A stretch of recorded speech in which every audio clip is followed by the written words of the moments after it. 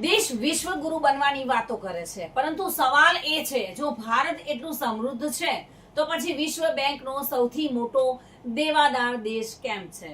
એક બાજુ સ્ટેજ પર 5 ટ્રિલિયન અર્થવ્યવસ્થાના સપના બતાવવામાં આવી રહ્યા છે અને બીજી બાજુ યુવાનો પાસે નોકરી નથી, પેપર લીક છે, ખેડૂતો કર્જમાં છે, મધ્યમ વર્ગ ઈએમઆઈમાં દબાયેલો છે અને હવે સોશિયલ મીડિયામાં એક નવું નામ આગ બનીને ફેલાઈ રહ્યું છે, કોકરોચ જનતા પાર્ટી.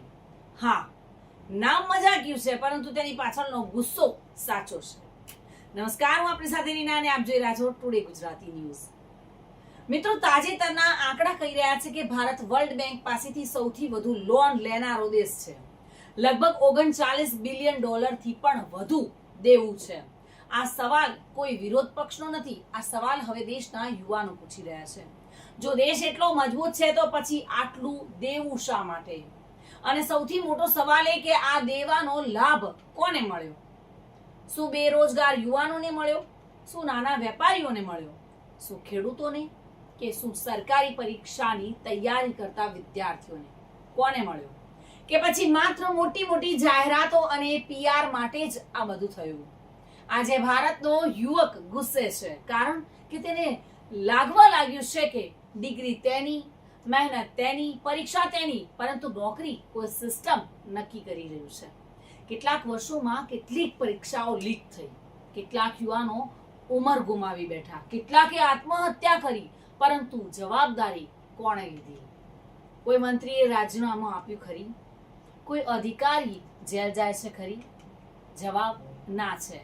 અને પછી સરકાર કહે છે કે યુવાનો દેશનું ભવિષ્ય છે, પરંતુ ભવિષ્યને જ રોજ બરબાદ કરવામાં આવે તો પછી બળવો જન્મે જ નહીં.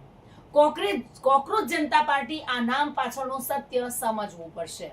આ કોઈ પરંપરાગત રાજકીય ચળવળ નથી, આ સોશિયલ મીડિયા પર જન્મેલો ગુસ્સો છે. યુવાનો કહે છે, અમને મોટા મોટા ભાષણ નહીં, નોકરી જોઈએ છે, ન્યાય જોઈએ છે, પેપર લીક બંધ જોઈએ છે, સમાન તક જોઈએ છે. અને સાચું કહીએ તો આ માંગણીઓ પણ ખોટી નથી. આજે દેશમાં બે ભારત ઉભા થઈ રહ્યા છે. એક ભારત જે ટીવી પર દેખાડવામાં આવે છે, બુલેટ ટ્રેન, મોટા કાર્યક્રમો, વિદેશ પ્રવાસો અને મોટા સ્ટેડિયમો. અને બીજું ભારત જે વાસ્તવિક છે, જ્યાં યુવક 12 કલાક સુધી લાઇબ્રેરીમાં બેસે છે, પરંતુ ભરતી જ નથી નીકળતી. જ્યાં માતા પિતા ઘર વેચીને, જમીન વેચીને, પોતાના આભૂષણો એટલે કે પોતાની જે જાગીરી હોય તેને વેચીને પણ બાળકોને કોચિંગ અપાવે છે, પરંતુ પેપર લીક થઈ જાય છે. જ્યાં લાખો લોકો ડિગ્રી લઈને સ્વિગી અને ઝોમેટોમાં ડિલિવરી બોય તરીકે કામ કરી રહ્યા છે. આ પીડા સાચી છે મિત્રો, અને આ પીડા હવે મીમ બની રહી છે, વ્યંગ બની રહી છે અને પછી આંદોલન બની રહી છે. લોકશાહીમાં સૌથી ખતરનાક વસ્તુ શું હોય છે ખબર છે? જ્યારે યુવાનો આશા ગુમાવી દે છે, કારણ કે આશા વગરનો યુવક ક્યારેક નિરાશ બને છે તો ક્યારેક બળવાખોર બની જાય છે.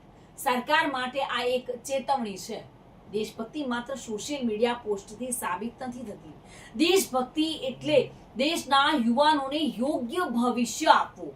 જો દેશના સૌથી મહેનતી વિદ્યાર્થીઓ જ રસ્તા પર ઉતરી જાય તો પછી પ્રશ્ન વિરોધ પક્ષનો રહેતો જ નથી, પ્રશ્ન સિસ્ટમ પર વિશ્વાસનો બની જાય છે.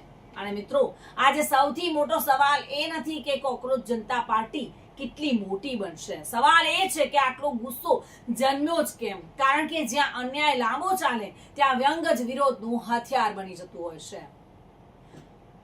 જોકે ખાસ આ વાત યાદ રાખજો, યુવાનો પહેલા મજાક કરે છે, પછી મીમ બનાવે છે, પછી રસ્તા પર આવે છે, અને જ્યારે રસ્તા પરનો ગુસ્સો મતપેટી સુધી પહોંચે છે ને, ત્યારે સૌથી મજબૂત સિંહાસન પણ હચમચી જાય છે.